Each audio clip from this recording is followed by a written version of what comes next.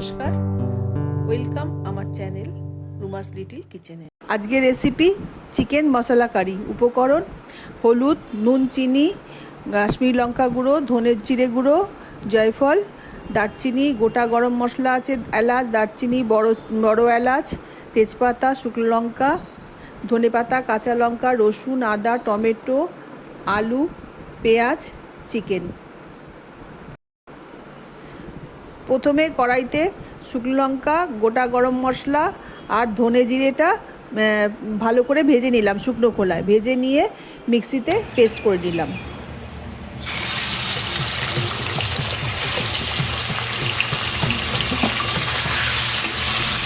এবার কড়াইতে সর্ষের তেল দিলাম, দিয়ে চিকেনটা ভালো করে ধুয়ে এবার ভেজে নিলাম। চিকেনটা ভেজে নিয়ে চিকেনটা তুলে নিয়ে আলুটা ভেজে নিলাম।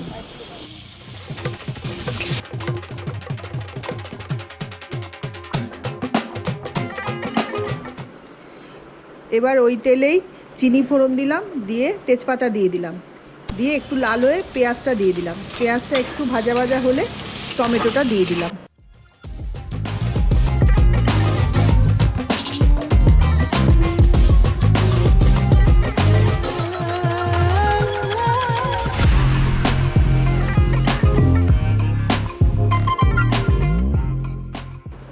টমেটো পেঁয়াজটা একটু ভাজা ভাজা হলে চিকেন ভাজাটা দিয়ে দিলাম, দিয়ে একটু নাড়ানাড়ি করে হলুদটা দিয়ে দিলাম, দিয়ে হলুদটা দিয়ে একটু কষিয়ে আবার নুনটা দিয়ে দিলাম।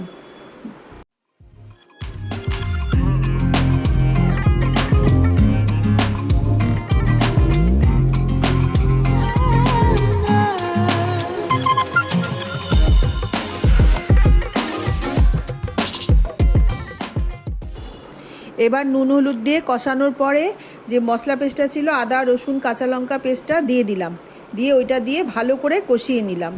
ভালো করে কষানোর পর তারপরে ভাজা আলুটা দিয়ে দিলাম। ভাজা আলুটা দিয়ে আবারও একটু ভালো করে কষিয়ে নিলাম।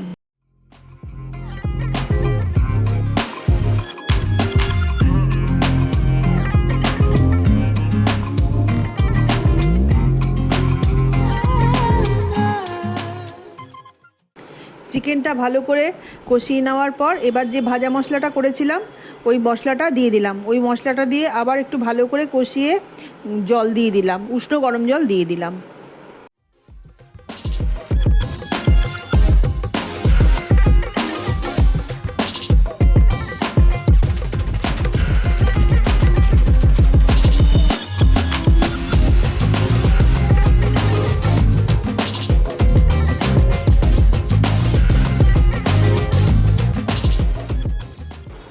একটু ফুটে ওঠার পর গরম মশলাটা দিয়ে দিলাম। গরম মশলাটা দিয়ে একটু নাড়িয়ে নিয়ে ঘি দিয়ে দিলাম।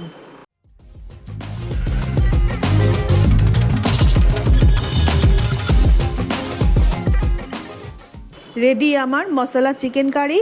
আর এইভাবে রান্না করবেন, খুব টেস্টি হয়। আমাকে কমেন্ট করে জানাবেন।